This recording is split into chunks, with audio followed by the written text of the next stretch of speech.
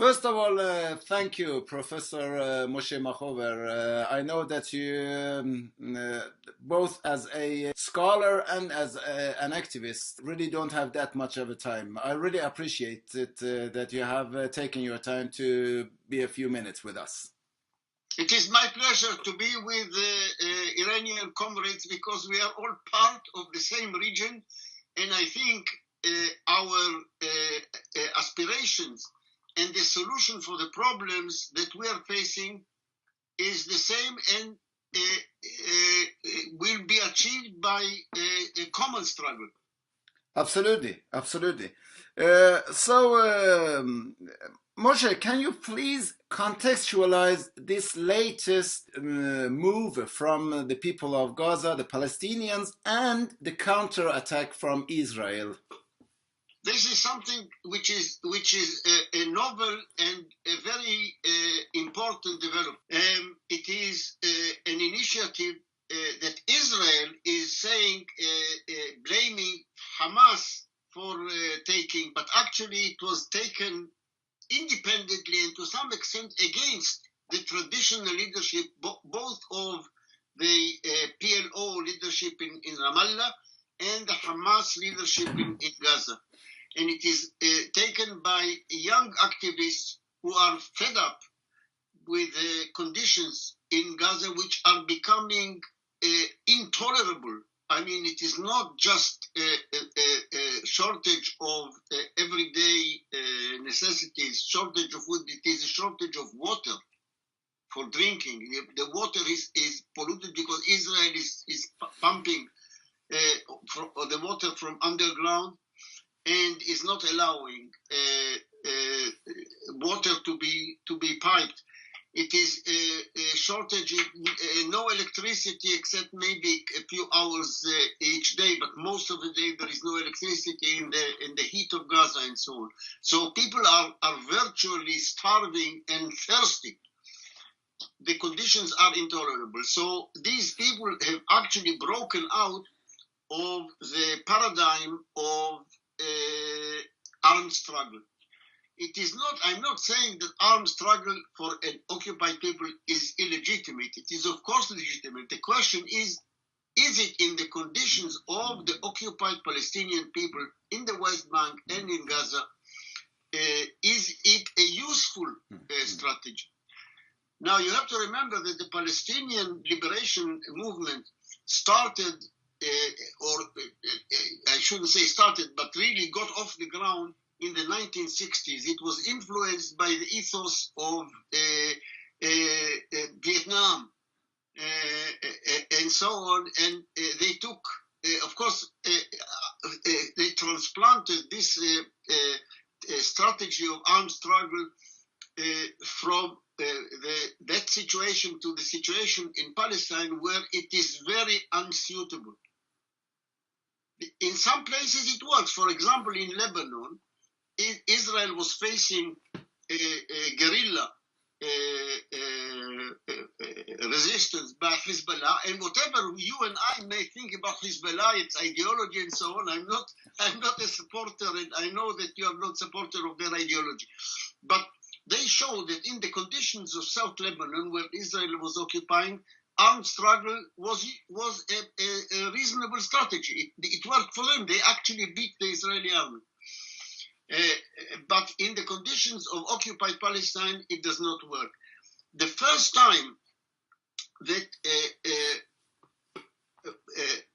a different strategy was used, and it was almost spontaneously invented by the masses, was in the first Intifada of 1987 and so on. And it was very effective that time. Israel could not find ways to cope with it. But then, you know, what happened then, I don't want to go into the history how the movement was co-opted by the traditional leadership of the PLO and so on, and which then capitulated to Israel. But the lessons of the first Intifada show that Israel finds coping with unarmed resistance much more difficult, much more problematic for itself, both technically and from the point of view of propaganda. Very difficult. So this was now reinvented by the young militants in Gaza. Hamas saw where the wind was blowing and joined behind them and gave it their approval, but they are not leading it. They want to lead it, but they are not leading it. It is led by the popular masses in Gaza itself. Israel, of course, is terrified by this and is reacting in the most horrendous way. It is actually exposing itself, revealing itself to be a brutal occupier who is not reacting to terror. They cannot pretend. What they are saying is we are shooting at them because we know that they want to break out of this prison and then they will attack us. So we have to preempt them and kill them. But what they are doing is, in front of the whole world, they are actually shooting at unarmed young people and press people, journalists. There was, in front of the whole world, they shot and killed Yasser Murtaja. I don't know if you are familiar with this name. He was a press photographer wearing a jacket which says, press was very clear. He was holding a camera. Yeah. And the sharpshooter, the sniper who shot him, he could see him through that because he shot, he was killed by a sniper, not by random fire. He wasn't killed by accident. Somebody shot at him, and somebody shot at him looking through a telescope, telescopic sight. And this guy could see very clearly that he was a journalist, and he shot him. There is also now, yesterday I received through the internet a video filmed by a group of Israeli sniper soldiers showing how they are aiming at some Palestinian individual unarmed is actually not doing anything threatening, far from this defense of this concentration camp that is called Gaza. And they are shooting him and clapping, very happy. They are like, it's like for them it's like a video game or like a hunt of rabbits. They are shooting. This is so becoming horrendous. So people are getting killed. People are getting killed and sacrificing themselves. But from the point of view of world public opinion, it exposes Israel as a jailer of nearly 2 million people in this open-air prison that is called the Gaza Strip. So, Moshé, if you continue your line of thought, how can you relate this to this new wave of accusations of anti-Semitism, for instance, in Great Britain against Labour? Oh, this is not a simple question. For example,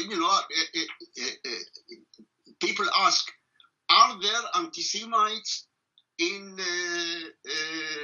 the Labour Party? My answer to this is that it is similar to it's a trick question. Yeah. I ask you another question. Zebras, the animal zebras? Yeah. The country Norway. Are there zebras in Norway? Tell me. What is your answer? Are there zebras in... Well, I don't know. Maybe in their zoos. Yes, there are some. There are a few. But if you are interested in zebras, and you want to watch you want to find zebras, where do you go? You go to Serengeti in Africa. Yeah. If somebody tells you, I'm going to Norway to look for zebras, then this person has got a thing not about zebras, but about Norway. He's got some problem with Norway, not with zebras. This is what is going on. But to be more serious, the motivation for this fake concern with anti-Semitism, with this hysteria, with this orchestrated panic, is the motivation comes from three directions. It is a conjunction of three factors. First of all, there is an old campaign that started by Israel a few years ago, when they realized that they are losing the battle of public opinion. The people around the world, not only in the Middle East, but everywhere, are seeing that what Israel is doing is horrendous, is unacceptable, is a denial of elementary rights. And they are beginning to change their views about Israel, even among Jewish people in the Jewish diaspora. It is mainly in the United States, especially among young people. The image of Israel is suffering. And they have a problem with Israel, and the Israeli government decided to deal with it, to try to fight its decline in world public opinion by attacking everyone who criticizes Israel as anti-Semitic. He's against Jews. So they invented the concept of new anti-Semitism. Yeah. The old anti-Semitism was something of the right wing, and this was kind of racism against Jews, people who hated Jews, who discriminated against Jews. But this new anti-Semitism, they say, this is directed against the Jewish state as a state. It is like saying, that people who oppose the Iranian regime is against Islam, because Iran defined itself as the Islamic Republic. Yeah. So if you are against what Iran is doing, if you are against the oppressive policies of the Iranian regime, you are anti-Islam. This is their tactic. Yeah. This started many years ago, before anybody thought that Labour would have a left-wing leadership. It started, and they have a special minister in the Israeli cabinet. His name is Gilad Erdan, who is a minister for strategic affairs, among other. He has two other jobs, propaganda and internal security. He's the only minister of Israeli internal security, but also strategic affairs. Strategic affairs means exactly to fight by underhand means, by covert means, against the decline in Israeli image. When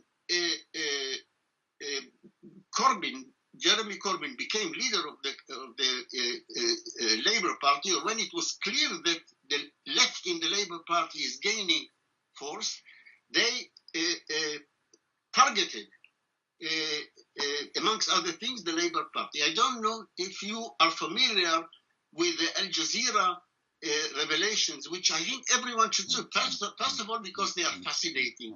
The 4 programs of Al Jazeera which show how an Israeli agent, his name is Shai Masot, is doing all sorts of underhand tactics to undermine various parts of British politics, especially the Labour Party. The Gilad Masot was an operative belonging, although he was stationed in the Israeli embassy in London, he was not actually under the command of the Israeli Foreign Ministry, but under the command of, he was reporting to Gilad Erdan, the Minister of Strategic Affairs. So this reveals how they are doing. This is part of it, and they are contributing a lot of resources to find all sorts of dirt. I will come back to it. How much work this involves of getting all sorts of anything that can be interpreted in an incriminating way against left-wing people in the Labour Party. So this is one motivation.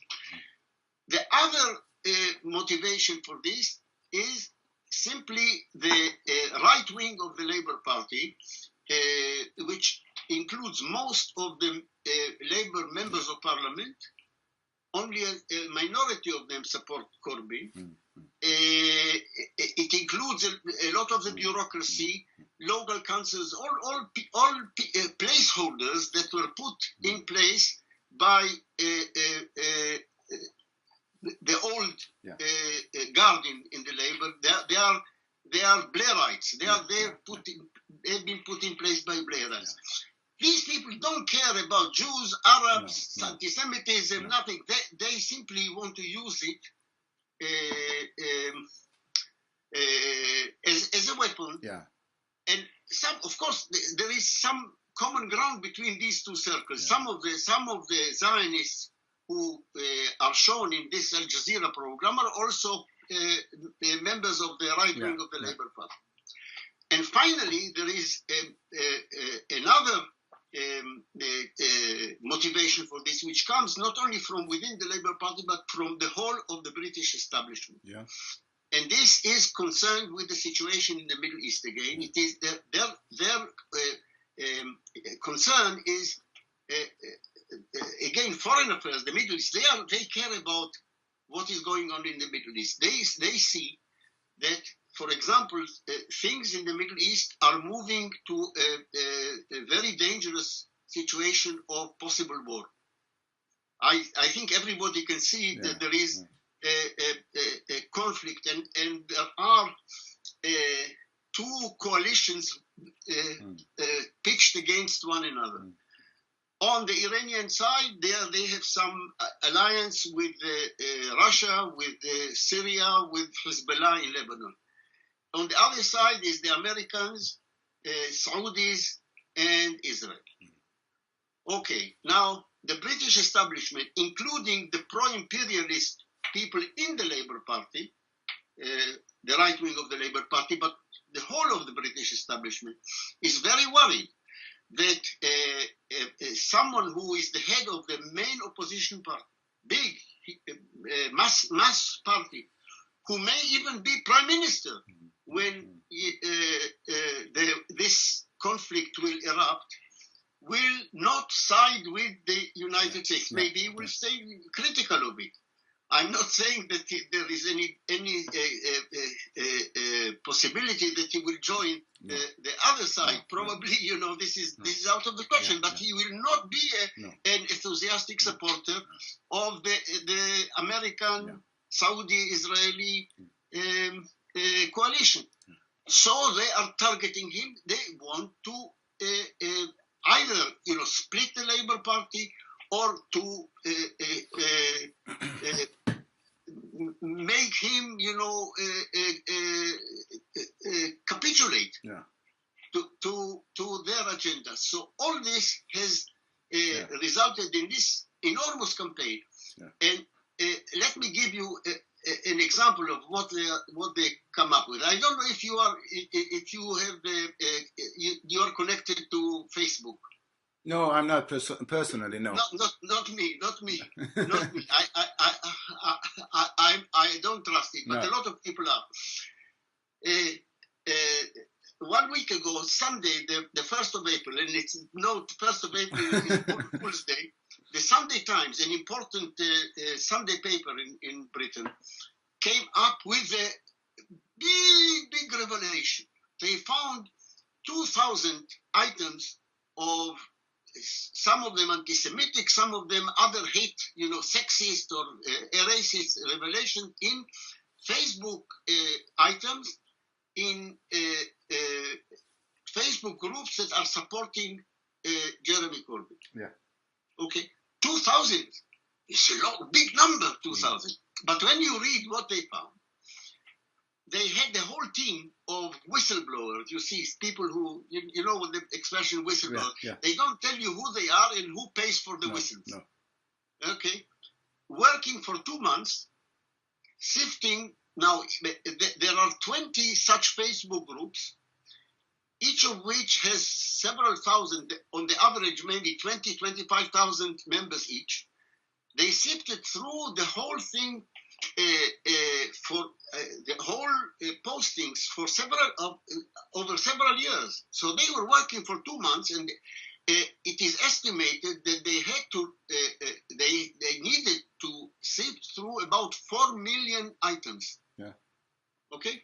4 million items, at least, by an estimate. They came up with 2,000 entries, that some of which, they don't say how many, they give examples of some that were really anti-Semitic, terrible. Now, anyone who, my friends who are doing in Facebook say that you cannot be in Facebook without some idiot putting up something stupid, reactionary, hateful. Yeah. But 2,000 out of 4 million, you work it out. Yeah. It is like 5 per mil, not percent per mil. Five out of 1,000. Yeah. This is infinitesimal. This is insignificant. But for the public, it's we found. So they found zebras in Norway. Yeah. It's like I visited Norway and I saw a lot of zebras there in Norway. Yeah. So Norway is a place full of zebras. Yeah. This is what is behind it, really. Yeah. Moshé, when we started this talk, you were saying that we are from the same region and our destiny is connected together. Yes. I would like you to open it up because, as you know, during the December month last year, in Iran, we had 10 days, every day it was great demonstrations against the regime in Iran. So Netanyahu, of all of the people, and Donald Trump, for instance, supports all of the sudden the Iranian people's aspirations for freedom. Iranian government at the same time support the Palestinian cause. Can you please explain why you, as a leftist, as a socialist, as a communist, think that our destiny is connected, and what is the difference between your point of view and, for instance, Netanyahu or the government of Iran? Okay, I think it is very simple. You cannot, in the present day world, I think it was always true even 100 years ago, but now it is clear that you cannot liberate, in the sense, the socialist meaning, you cannot liberate one country in isolation. No.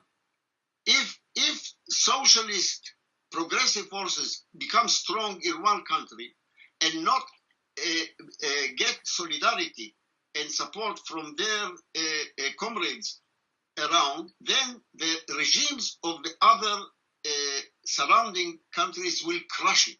Yeah. So we can succeed in our struggle only if we know that we are part of the same movement, that we owe a duty of solidarity to each other. We are living in the same region of the world, and we cannot liberate. Anyone who thinks that Iran can be liberated from this reactionary regime in isolation, while surrounded by reactionary regimes around it, is deluding themselves. We need to be connected and to at least coordinate our strategy and our thinking. We have to know the problems of the other countries, not be fooled by Netanyahu supporting verbally the Iranian uprising or demonstrations back in a few months ago, and vice versa, or the Iranian regime supporting or claiming to support the Palestinians. We know it's very easy for them to support the masses uprising in each other, because that is their lying strategy. But we have to be cleverer than this. So do you think that it is really only lip service from them, or or is there also some strategic winnings for them? I mean, yes, of course. Look, let us take first of all the attitude of Netanyahu towards Iran. Yeah. Of course, Netanyahu is interested in regime change in Iran. But what kind of regime change? Not regime change from below, from the working class being in power. This will be nothing, but this will be very bad example for him. Yeah. He is interested in destabilizing the Iranian regime, making a more likely regime changing from above by imperialist intervention. Yeah. And this is now a very big danger on the agenda. Anyone who thinks that any good can come to the Iranian people from regime changing in above is an idiot. Yeah.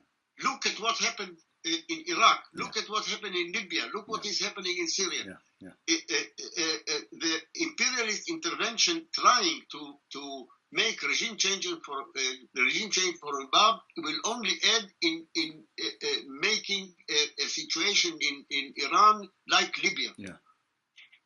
But of course, this is what Netanyahu would like. Similarly, of course, the Iranian regime is interested in destabilizing the opposite coalition, the coalition of Saudi Arabia, Israel, and the United States. So they are taking similar sides. So, from their point of view, I mean, they are not interested in a real progressive revolution in Saudi Arabia, in a secular, socialist or progressive change of regime in Saudi Arabia.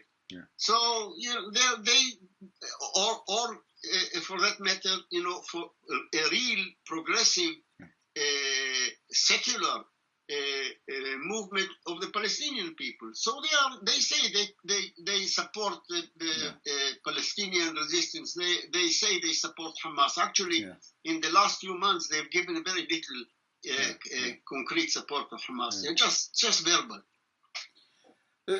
But at the same time, Moshé, especially as a reaction to the regime in Iran during the last 4 decades, some sense of anti-Arabism is growing in Iran. What is your thoughts on that as an internationalist?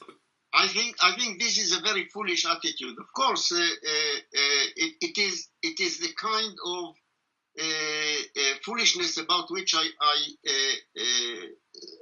spoke before, because the mass of the people in Lebanon, in Syria, in Iraq, are not hostile to the aspirations of the people of Iran. Of course, they see that Iran is pitched, for example, against the rulers of Saudi Arabia, for example. So, and for opportunistic reasons, of course, they invest some resources in propping out the murderous regime of Assad in Syria. So they draw from this a false conclusion that the Arabs are their enemies. I think this also, probably in Iran, this also latches onto very ancient hostility from the 7th or 8th century of cultural hostility of Iranians against the Arab conquerors. So they combine this, all reactionary ideologies, they always find some ancient roots to combine it. But I think this is very foolish. As I said, the popular masses in the whole region must be motivated by similar aspirations and a similar strategy, coordinated strategy. Otherwise, we all fail. If we don't hold together, we hang separately. Moshé, I would like to thank you once again. I know how busy you are, but I really appreciate your time, and hopefully we will speak soon in the future. Thank you very much. It's a pleasure to talk to you. Thank you.